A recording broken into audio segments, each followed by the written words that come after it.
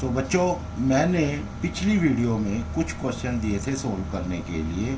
अगर आपने नहीं देखी है तो उसको देखो, उसको समझो, और फिर उन क्वेश्चनों को मैं उन क्वेश्चनों का सॉल्यूशन भेज रहा हूँ, और उसको देखो कि भाई किस तरीके से मतलब सोल्व किए गए हैं।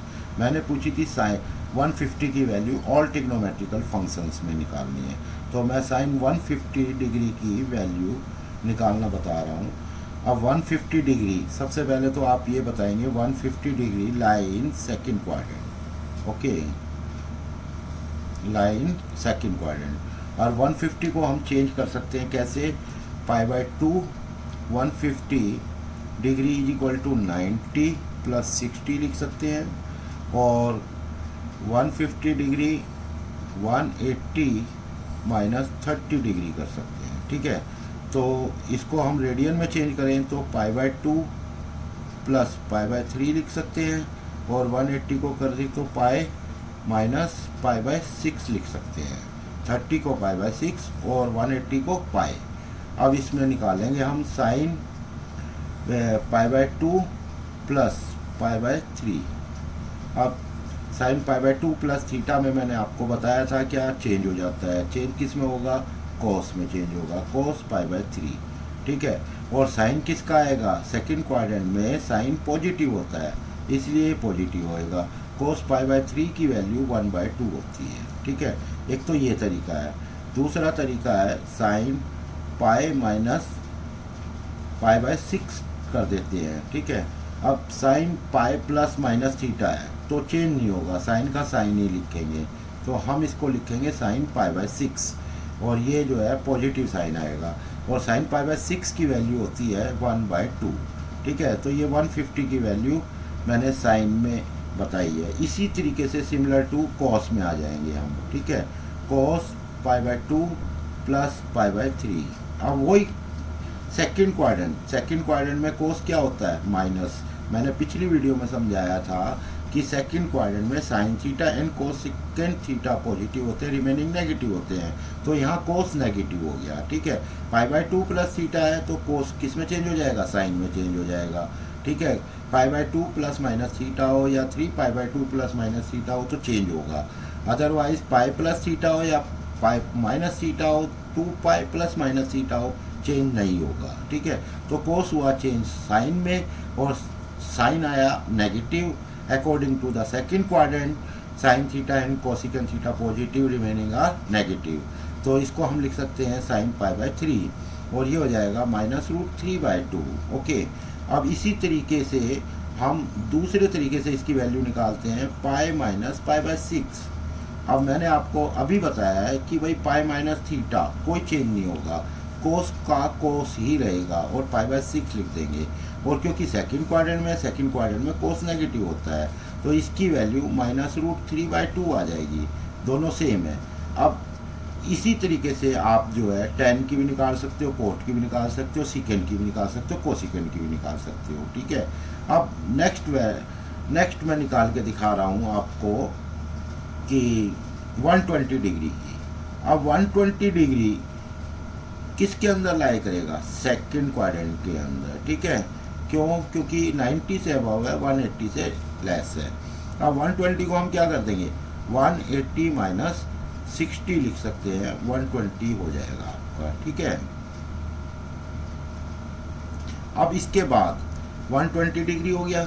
अब 180 को क्या लिख सकते हैं? रेडियन में चेंज कर रहा हूँ मैं, पाई, और 60 को क्या लिख सकते हैं? π/3।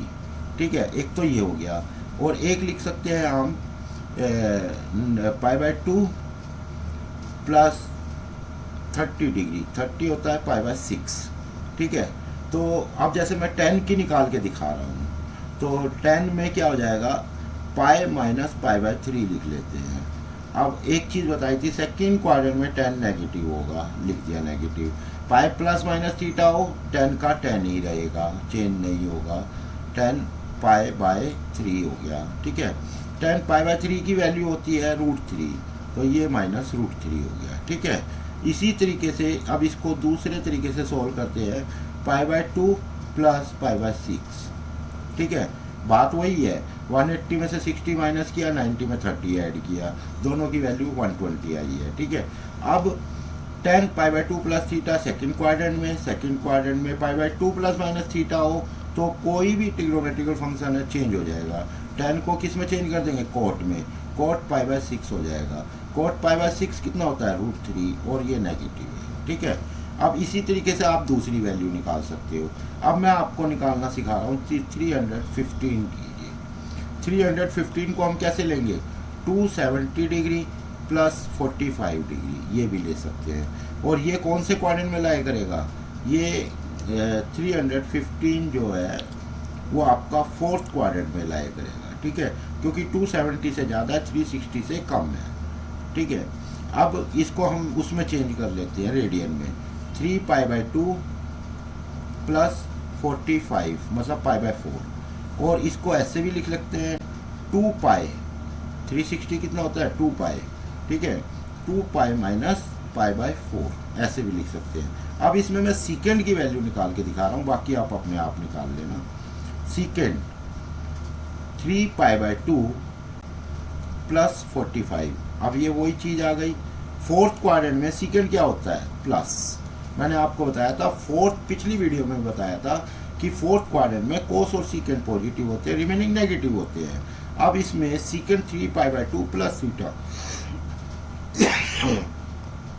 तो इसको हम लिख सकते हैं, सीकेंड चेंज हो जाएगा कोसिकेंड के अंदर, कोसिकेंड π/4, और कोसिकेंड π/4 की वैल्यू 1/√2 होती है। अब इसी को दूसरे तरीके से निकाल के दिखाता हूँ मैं, सीकेंड 2π माइनस π/4।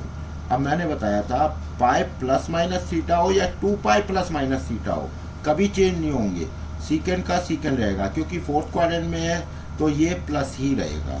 अब ये सीकेंड π/4, अब सीकेंड π/4 की वैल्यू होती है 1/√2। बच्चों मैं तुम्हें कुछ ये फोर्थ क्वेश्चन में मैंने 360 से अबव की वैल्यू दी है, जो कि थोड़ा सा डिफरेंट है। मैं इसमें एक करवा देता हूँ जिससे तुम बाकी के दूसरे निकाल लो।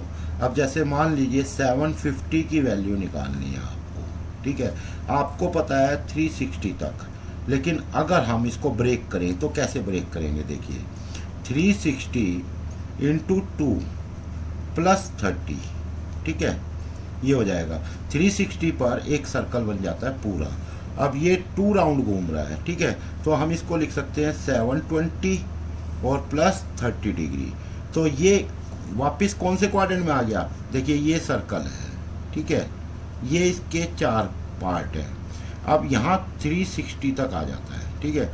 अब मैं यहाँ से चल रहा हूँ, 0 से भी स्टार्ट होता है, ये 0 से स्टार्ट होता है, 360 पे आ जाता है, तो 0 से स्टार्ट हुआ, मैं 360 पे आ गया, ठीक है, एक राउंड हो गया।